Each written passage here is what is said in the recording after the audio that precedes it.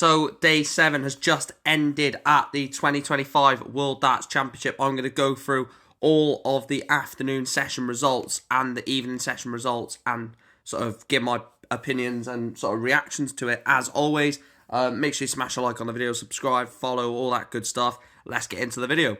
So the first game was the first of two final first round ties with Karel Sedlacek taking on Rhys Griffin, and the Welsh man got the job done. Rhys Griffin beat Karel Sedlacek by 3-0. Now, Rhys Griffin, coming into this game, a lot of people thought Sedlacek would obviously get the win because he's got the experience over Rhys Griffin. He's played at Alexandra Palace quite a few times, so he has the, getting used to the Alexandra Palace stage, and he sort of can basically guide his way and navigate his way through in matches. I remember that game he had against Dirk van Dijvenbode a few years ago, but Rhys Griffin is into the second round. And then the final first round tie was Richard Veenstra taking on Alexis Toilo, and Alexis Toilo got the job done. A 86 average for Toilo.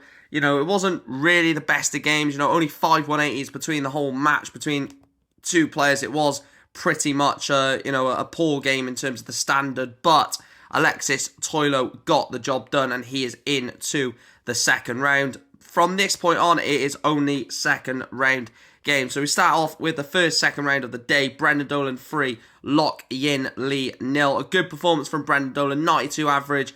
Steady is exactly what you'd expect to see from the history makers. He progresses into the third round. He takes on Michael van Gerwen in the post-Christmas action in round 3. It's going to be an interesting game between Brendan Dolan and Michael van Gerwen. What Michael van Gerwen performance will we see? That'll probably be, the factor in how that game goes, because we know Brendan Dolan can take on the best of the best. And then the final game in the afternoon sees Chris Dobey beat Alexander Merckx 3-1 in that one. Again, Chris Dobey needs to have a good run at this tournament and, always fails at the last 16 quarterfinal stage. 6 180s, 95 average from Dobey. And again, I really want to see the best of Chris Dobey. I think he's really good up on stage. The rhythm, the throw, everything about Chris Dobey's game just allows him to relax into the game and go through the strides with his type of throw. But he is into the third round, Chris Dobey. Let's have a look at the evening session result. So the evening session started off then with Danny Noppert 1, Ryan Joyce 3. Ryan Joyce only hit 180 in the match, to be fair to Danny Noppert's 8. 93 average a piece basically for both of them, but Ryan Joyce found a way, beats Danny Noppert by 3-1 to book his place into the third round. Look, Ryan Joyce against Labanauskas in round 1 was ridiculously good. Tonight against Danny Noppert, Noppert was looking the better player at times, but Ryan Joyce just found a way and beat Danny Noppert 3-1. Disappointing for Danny Noppert, probably would have wanted to go quite deep in this tournament, but his dreams have been ended by Relentless. Next up then, Raymond van Barneveld against Nick Kenny. Now, Nick Kenny's a bit of a local hero for me. He literally lives about 20 minutes away from where I live, so I was hoping that Nick Kenny could get the job done against Raymond van Barneveld, and that was not Raymond van Barneveld that we've seen.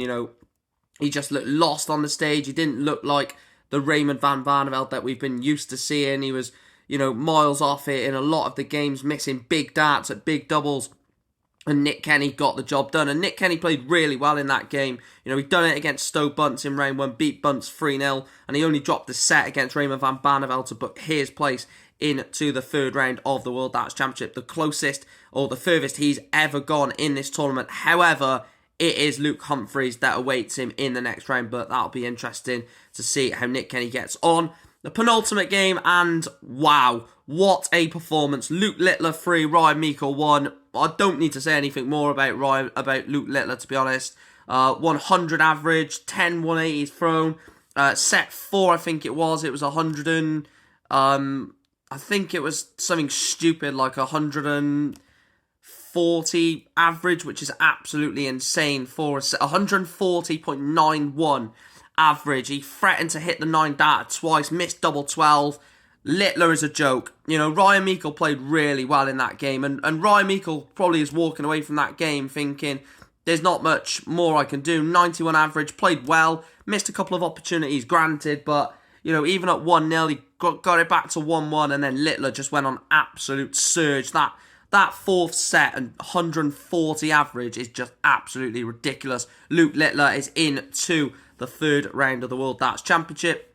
And then the last game that we've just watched, Damon Heta 3, Connor Scott 1. Again, that is a great advocate for darts, for, you know, a neutral that doesn't really get into darts. You know, Ryan Searle always said that Damon Heta is a very good player. So many players have said that, you know, Damon Heta will win something at one point. And, you know, he missed double 12 for the 9 data as well. So 9 data is nearly happening all over the place at the Alexandra Palace. But Damon Heta is into the third round. He beats Connor Scott by 3-1 to play Luke Woodhouse in the third round. Connor Scott, very good performance from Connor as well. Obviously, he hit, I think it was 107 average in round 1 against Ben Robbie. Was, again, ridiculous. 98 average against Damon Heta. Definitely someone to keep an eye on. Let me know your thoughts down below, as always, for your, you know, reactions on the afternoon and evening session, and obviously who is into the third round. And again, thank you guys for your support. Smash a like, subscribe, all that good stuff, and I'll speak to you in the next video sometime soon.